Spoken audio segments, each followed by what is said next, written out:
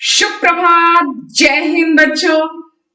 बच्चों, आज हम हिंदी व्याकरण खंड के अंतर्गत समास का पूर्ण रूपेण अध्ययन करेंगे एवं उससे संबंधित काठिन्य का निवारण करेंगे।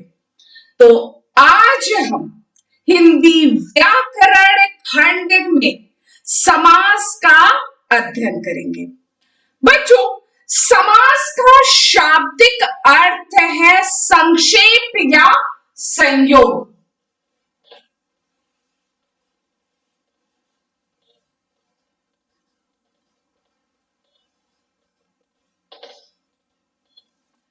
समास का शाब्दिक अर्थ है संक्षेप या संयोग।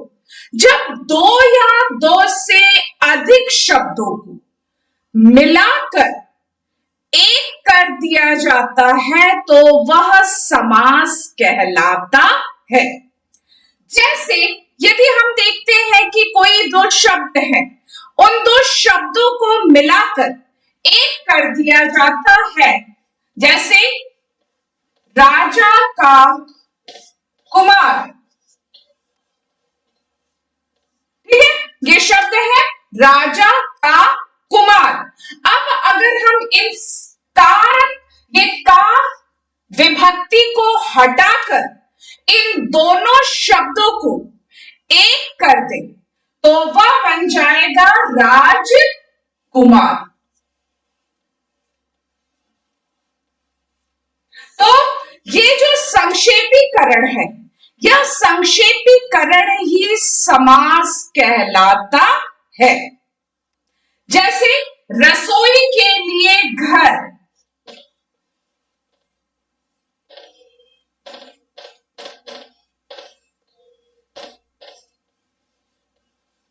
ठीक, ये दूसरा शब्द देख लीजिए। जैसे रसोई के लिए घर, यदि हम के लिए कारक विभक्ति को हटा देते हैं तो क्या बन जाएगा?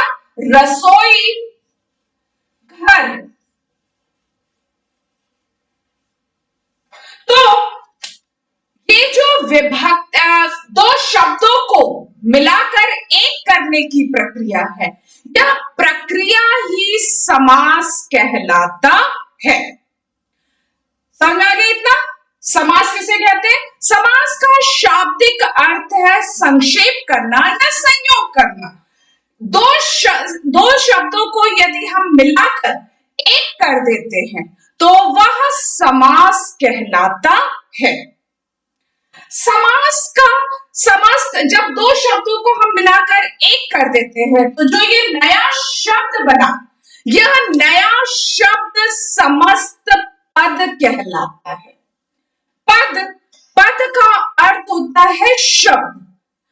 शब्द स्वतंत्र होता है, लेकिन जब शब्द वाक्य में प्रयुक्त होने लगता है तो वह पद बन जाता है। तो जब दो शब्दों को मिलाकर एक जो नया शब्द बना, वह शब्द समस्त पद कहलाता है। समझ आ गया? समास का शाब्दिक अर्थ है संक्षेप करना या संयोग करना। जब दो या दो से अधिक शब्दों को मिलाकर एक नया शब्द बनाया जाता है तो वह समास कहलाता है। ठीक है, जब दो या दो से अधिक शब्दों को मिलाकर एक नया शब्द बनता है, यह शब्द बनाने की जो प्रक्रिया है, यह समास कहलाती है। और जो नया शब्द बनता है, वह नया शब्द समस्त पद कहलाता है।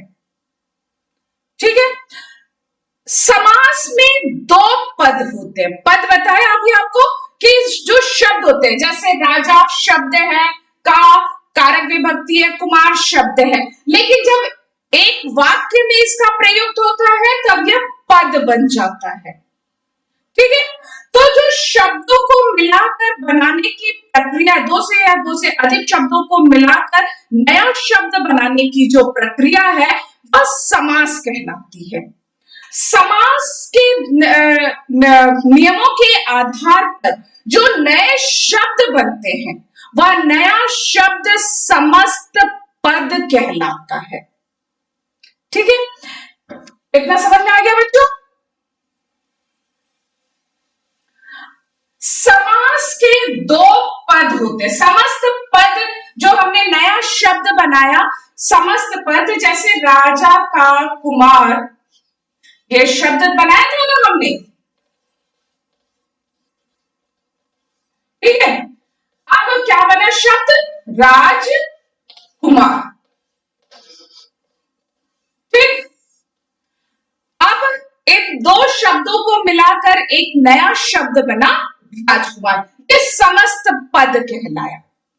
समस्त पद में दो पद होते हैं, पूर्व पद और उत्तर पद। पहले शब्द को हम कहते हैं पूर्व पद और दूसरे शब्द को हम कहते हैं उत्तर पद। ठीक, जब दो या दो से अधिक शब्दों को मिलाकर एक कर दिया जाता है तो वह समास बनाने की प्रक्रिया होती है। जब दो शब्दों को मिलाकर एक शब्द बन जाता है तो वह समस्त पद कहलाता है। समस्त पद के दो भेद होते हैं। समासिक पद के दो पद होते हैं, पूर्व पद और उत्तर पद। नए शब्द में जो पहला शब्द होता है वह पूर्व पद कहलाता है और जो बाद का शब्द होता है वह उत्तर पद कहलाता है। तो बच्चों, इतना समझ में आ गया? एक बार हम इसको संक्षेप में देख लेते हैं और तत्पश्चात आगे बढ़ते हैं। दो या दो से अधिक सार्थक शब्दों के संक्षेपीकरण से बने एक नए शब्द, सार्थक शब्द बनाने की प्रक्रिया को समास कहते हैं, जो कि मैंने अभी आपको समझाया था। समास का तात्पर्य है संक्षेप या संयोग करना। दो या दो से अधिक शब्दों को मिलाकर एक कर देना समास कहलाता है। जैसे चंद्रमा के समान मुख। अब के समान विभक्ति को हम हटा देंगे तो क्या बन जाएगा? चंद्रमुख। रसोई के लिए घर, के लिए विभक्ति को हमने हटा दिया तो क्या बन गया? रसोई घर। संस्कृत में उन शब्दों को समास के रूप में लिखा जाता है तब उनमें संधि भी हो सकता है। ठीक है, जब संस्कृत में इन शब्दों को समास के रूप में लिखा जाता है तब ये संधि होता है। इसके बाद हमने देखा समस्त पद। जब दो या दो से अधिक शब्दों के बीच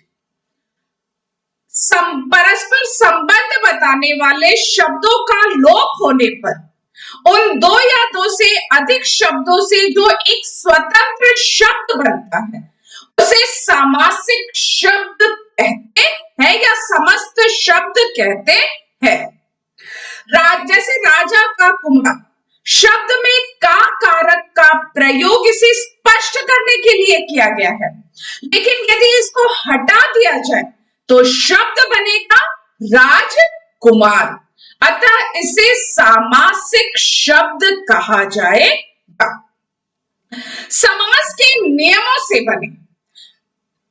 बना शब्द समस्त पद होता है। इनमें सदैव दो पद होते हैं, पहले शब्द को पूर्व पद और दूसरे शब्द को उत्तर पद कहते हैं। जैसे चंद्रमा के समान मुख, तो चंद्रमा पूर्व पद और मुख उत्तर पद तथा चंद्रमुख समस्त पद है।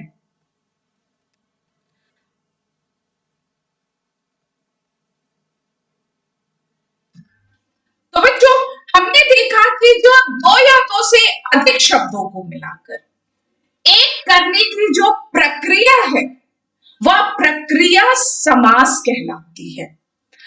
जो दो या दो से अधिक शब्दों को मिलाकर जो एक नया शब्द, सार्थक नया शब्द बनता है, वह समस्त शब्द, समस्त पद, सामासिक शब्द कहा जाता है। समास के नियमों से बने शब्द में, नए शब्द में सदैव दो पद होते हैं, पूर्व पद और उत्तर पद। पहला शब्द हमेशा पूर्व पद में होता है और दूसरा शब्द हमेशा उत्तर पद में होता है। अब हम, ये तो हो गया आपका समास के नियमों के आधार पर नया शब्द बनाना। फिर आता है समास का विग्रह। जब जो नए शब्द, जो शब्द होते हैं, जब उनको हम व्याकरणिक नियमों के आधार पर उनको पूर्व अवस्था में ले आते हैं, वह समास विग्रह कहलाता है। जैसे समास के पदों को अलग अलग करने को समास विग्रह कहते हैं। जैसे चंद्रमुख, चंद्रमा के समान मुख। मैं आपने आपको राजकुमार के आधार पर ही बताया है, तो मैं इसी को लेकर, यही एक शब्द लेकर मैं चलूंगी। समझ में आ गया? राजा का कुमार, राजकुमार, ये आपका क्या बन गया? एक सामासिक शब्द, समस्त पद या सामासिक शब्द।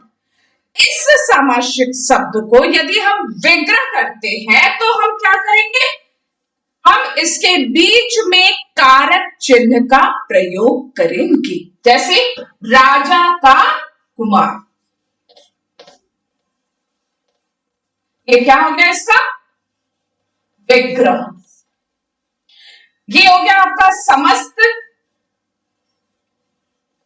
शब्द, और ये क्या हो गया? इसका समास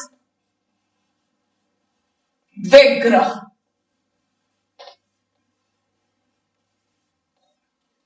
ठीक है। अगर हम कोई दूसरा उदाहरण देखते हैं तो जैसे रसोई घर हुआ या कोई भी घोड़ा गाड़ी। जैसे यदि हम शब्द देख रहे हैं घोड़ा गाड़ी, घोड़ा गाड़ी क्या है? समासिक शब्द या समस्त पद। अब इसका विग्रह क्या होगा? घोड़े के लिए गाड़ी।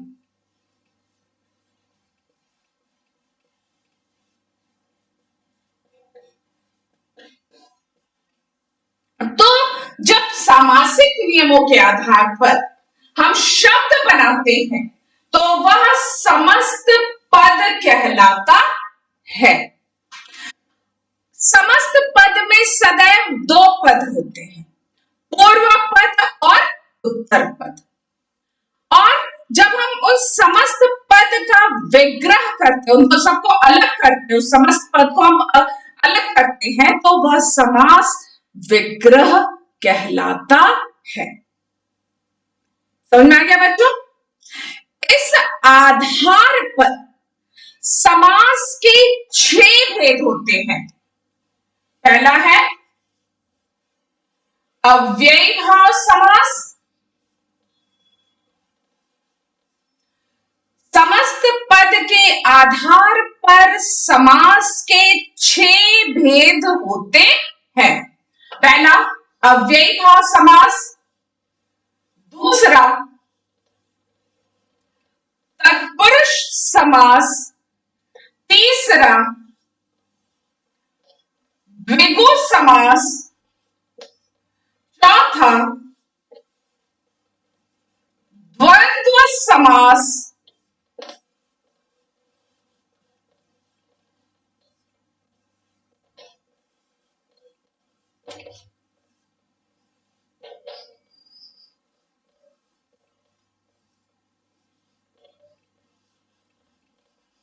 ठीक है। पहला क्या है? अव्ययी भाव समास, दूसरा तत्पुरुष समास, तीसरा द्विगु समास, चौथा द्वंद्व समास, पांचवा कर्मधारय और छठा है बहुव्रीहि समास।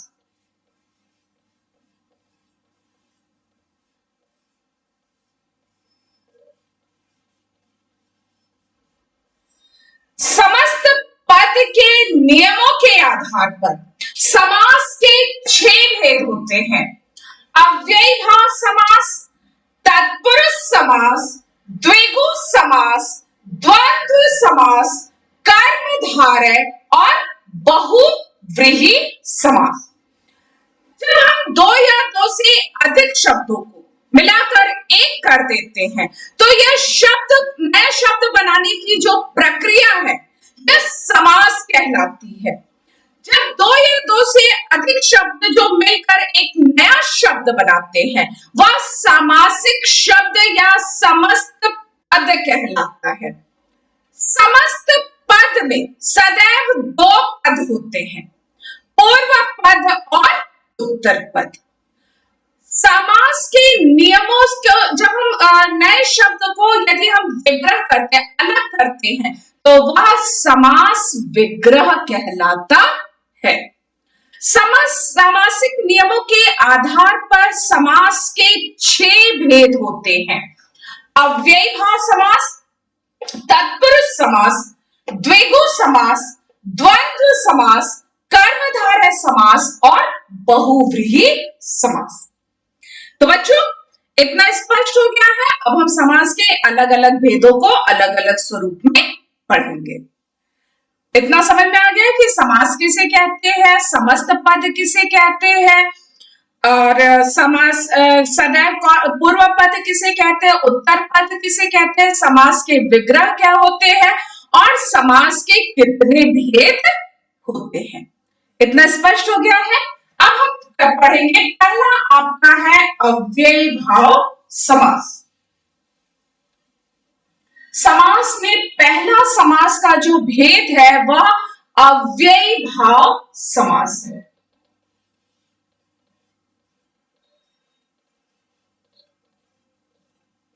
अव्ययी भाव समास में जो पहला शब्द होता है, पूर्व पद होता है, वह अव्यय होता है और उत्तर पद संज्ञा या विशेषण होता है। अव्ययी भाव समास में पूर्व पद प्रधान होता है और उत्तर पद गौण होता है, उत्तर पद उस पर निर्भर होता है। जैसे आजीवन, अव्ययी भाव समास में पहला शब्द जो होता है वह अव्यय होता है और दूसरा शब्द जो होता है वह संज्ञा या विशेषण होता है। अब जीवन का अर्थ तो पता ही है, जो जीवन होता है, अव्यय लग जाने से यह, इसका यदि हम इसको विग्रह करें तो क्या हो जाएगा, जीवन भर। अव्ययी भाव समास को यदि हम विग्रह करेंगे तो क्या बन जाएगा, जीवन भर। अव्यय शब्द, अव्यय जुड़ गया है, जीवन क्या आ गया, जुड़ गया है, तो जीवन भर। जैसे यथा समय, यथा समय के आगे क्या अव्यय जुड़ा, यथा। इसका विग्रह करेंगे तो क्या बन जाएगा, समय के अनुसार।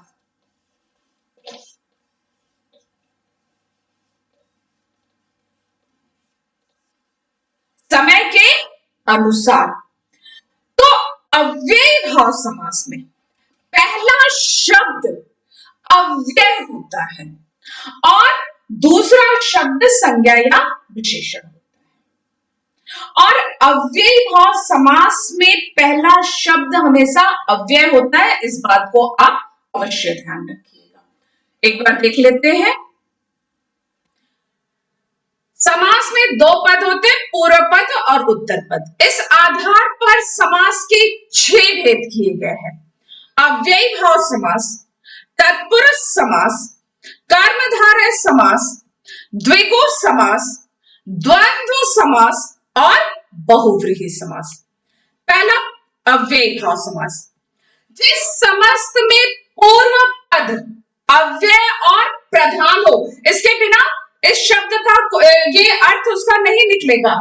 जिस समस्त पद में पूर्व पद अव्यय और प्रधान होता है और उत्तर पद संज्ञा या विशेषण हो और जो समस्त पद बने वह अव्यय शब्द बने, वह अव्यय का ही काम करे, उसे अव्ययी भाव समास कहते हैं। संस्कृत में पहला शब्द अव्यय होता है और दूसरा शब्द संज्ञा या विशेषण, जैसे यथा शक्ति, शक्ति के अनुसार। इस उदाहरण में यथा अव्यय शब्द है जो पूर्व पद के रूप में प्रयुक्त हुए हैं। इससे बना शब्द अव्यय का काम कर रहा है। हिंदी में पहला शब्द बहुधा संज्ञा होता है। ये तो आपका संस्कृत का हो गया। अब हिंदी में जो ये तो आपके संस्कृत के आधार पर हुआ अव्ययी भाव। हिंदी में जो पहला शब्द होता है वह संज्ञा होता है, जैसे घर घर, घर ही घर में, हाथों हाथ, जैसे हाथों हाथ, हाथ ही हाथ।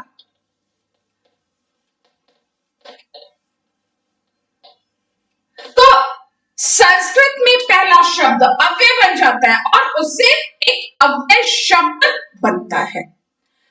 हिंदी में पहला शब्द संज्ञा होता है। हिंदी में पहला शब्द बहुधा संज्ञा होता है, जैसे घर घर, हाथों हाथ, पल पल इत्यादि। अव्ययी भाव समास में फारसी शब्द अधिक मिलते हैं, जैसे हर रोज, हर साल, बेशक। कुछ दो भाषाओं को मिलाकर शब्द बनते हैं, जैसे हर घड़ी, हर काम, बेखटके। एक विशेष बात, अव्ययी भाव समास में फारसी शब्द अधिक मिलते हैं और अन्य जो भाषाओं से शब्द हिंदी में प्रयुक्त हुए हैं उन शब्दों का प्रयोग अधिक मिलता है। कुछ उदाहरण देख लेते हैं। जैसे शब्द है, समस्त पद है, यथा मति, मति के अनुसार, प्रतिदिन, दिन दिन या प्रत्येक दिन, निडर, बिना डर के, यथा संभव, जितना संभव हो सके, आजीवन, जीवन तक या जीवन पर्यंत, भर पेट, पेट भर कर, रातों रात, रात ही रात में।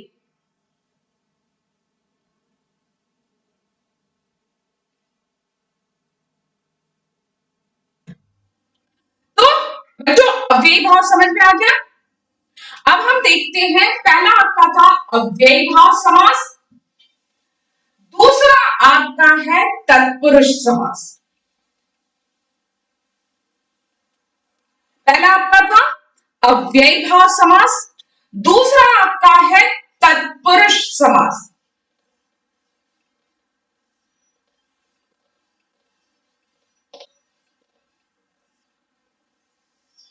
तत्पुरुष समास में पूर्व पद गौण होता है, संज्ञा और विशेषण होता है, उत्तर पद भी संज्ञा और विशेषण होता है, लेकिन पूर्व पद गौण होता है और उत्तर पद प्रमुख होता है।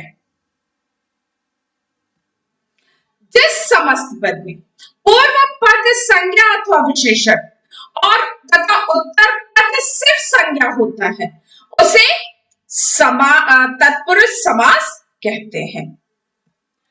जिस समस्त पद में पूर्व पद जो होता है वह संज्ञा या विशेषण होता है, लेकिन जो उत्तर पद होता है, जैसे मैंने आपको पहला जो उदाहरण दिया था वही दिया था, ठीक है। इसमें पूर्व पद क्या है? राजा, ये भी आपका क्या हो गया? संज्ञा हो गया। कुमार क्या है? ये भी संज्ञा है। तो जिस समस्त पद में पूर्व पद संज्ञा या विशेषण होता है और उत्तर पद सदैव संज्ञा होता है, प्रधान होता है। अव्ययी भाव समास में हमने देखा जो पूर्व पद होता है वो अव्यय होता है और उत्तर पद संज्ञा या विशेषण होता है। तत्पुरुष समास में पूर्व पद संज्ञा या विशेषण हो सकता है, लेकिन उत्तर पद संज्ञा होता है और प्रधान होता है। जिस समस्त पद में पूर्व पद संज्ञा होती या विशेषण होता है और उत्तर पद सिर्फ संज्ञा होता है लेकिन प्रमुख होता है, वहां तत्पुरुष समास होता है। उसके समास करने पर दो शब्दों के बीच में विभक्ति का लोप होता है।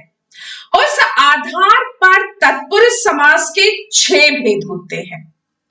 भाई जो आपने कारक चिन्ह पढ़ा है, कर्ता कारक और संबोधन कारक को छोड़कर बाकी सभी 6 कारक को लेकर समस्त पद बनते हैं और जब समस्त पद में उन कारक चिन्हों का जब हम लोप कर देते हैं तो वह समस्त पद बन जाता है। विग्रह करने पर उन कारक चिन्हों को हम प्रयुक्त करने लगते हैं।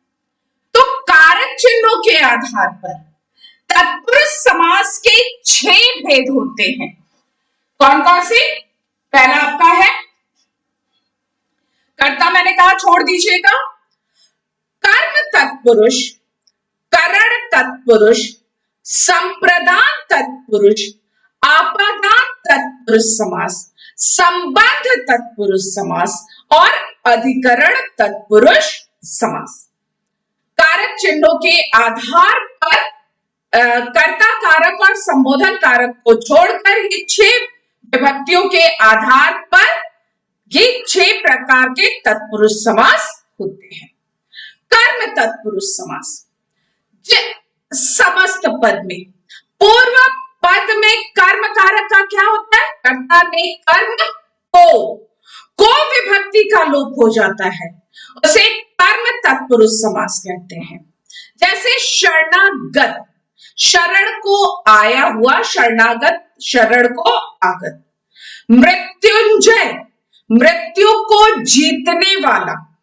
स्वर्ग प्राप्त, स्वर्ग को प्राप्त। यश प्राप्त, यश को प्राप्त। करण तत्पुरुष समास, जिसके पूर्व पद में करण विभक्ति से के द्वारा का लोप हो उसे करण तत्पुरुष समास कहते हैं। जैसे भूखमरा, भूख से मरा हुआ। प्रेमातुर, प्रेम से आतुर। कष्ट साध्य, कष्ट से साध्य। दयाद्र, दया से आर्द्र। स्वरचित, अपने द्वारा रचित। फिर क्या होगा? संप्रदान तत्पुरुष, जिसके पूर्व पद में संप्रदान कारक का विभक्ति क्या है? के लिए का लोप हो उसे संप्रदान तत्पुरुष समास कहते हैं। जैसे राह खर्च, राह के लिए खर्च। बलि पशु, बलि के लिए पशु। पाठशाला, पाठ के लिए शाला। देशभक्ति, देश के लिए भक्ति। क्रीड़ा क्षेत्र, क्रीड़ा के लिए क्षेत्र। फिर क्या है? आपादान तत्पुरुष, आपादान में से अलग होने के अर्थ में, किसी चीज से जब हम अलग करते हैं तो वहां पर से का लोप हो जाता है। पद दलित, पद से दलित। जन्मांध, जन्म से अंधा। शक्ति विहीन, शक्ति से विहीन। आशातीत, आशा से अतीत। लक्ष्यहीन, लक्ष्य से हीन। फिर क्या है? संबंध तत्पुरुष, काके की लोप हो जाता है। देव मूर्ति, देव की मूर्ति। देशोद्धार, देश का उद्धार। दीनानाथ, दिनों के साथ, जीवन साथी, जीवन का साथी, ईश्वर भक्त, ईश्वर का भक्त। और आखिरी है अधिकरण तत्पुरुष समास। अधिकरण का क्या कारक है? में, पे, पर। जैसे दानवीर, दान में वीर, जग बीती, जग पर बीती, कुल श्रेष्ठ, कुल में श्रेष्ठ, आनंद मग्न, आनंद में मग्न, कार्य कुशल, कार्य में कुशल। पूर्व पद और उत्तर पद के आधार पर तत्पुरुष समास के कितने भेद हैं? 6।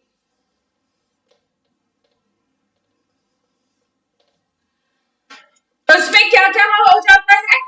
कर्ता कारक और संबोधन कारक को छोड़कर बाकी सभी विभक्तियों को लेकर जब उन विभक्तियों का हम लोप कर देते हैं या लोप हो जाता है तो वह तत्पुरुष समास कहलाता है। कर्ता हट गया, कर्म, करण, संप्रदान, आपादान, अधिकरण, संबंध कारक, ये 6 कारक विभक्ति के आधार पर तत्पुरुष समास के 6 भेद होते हैं। तो बच्चों समझ में आ गया? पहला हमने पढ़ा अव्ययी भाव समास, जिसमें पूर्व पद अव्यय होता है और उत्तर पद संज्ञा या विशेषण होता है। पूर्व पद प्रमुख होता है अव्ययी भाव समास में, और जो नया शब्द बनता है वह नया शब्द भी अव्यय के रूप में कार्य करता है। तत्पुरुष समास में पूर्व पद संज्ञा या विशेषण हो सकता है, लेकिन उत्तर पद संज्ञा होता है और सदैव प्रमुख होता है। पद के आधार पर तत्पुरुष समास के 6 भेद होते हैं। कर्म तत्पुरुष समास, करण तत्पुरुष समास, संप्रदान तत्पुरुष समास, आपादान तत्पुरुष समास, अधिकरण तत्पुरुष समास और संबंध तत्पुरुष समास। तो बच्चों आज हमने समास किसे कहते हैं, समस्त पद, समास का विग्रह, अव्ययी भाव समास और तत्पुरुष समास के विषय में अध्ययन किया। समास के अन्य भेदों के विषय में हम अपनी आने वाली कक्षा में पूर्ण करेंगे। आज आप पीडीएफ के माध्यम से भेजे गए समास के कार्य को अपनी हिंदी ब की उत्तर पुस्तिका में सुंदर एवं स्पष्ट अक्षरों में पूर्ण करेंगे। तो आज की कक्षा को अब मैं यही पूर्ण विराम देती हूं। जय हिंद, जय भारत।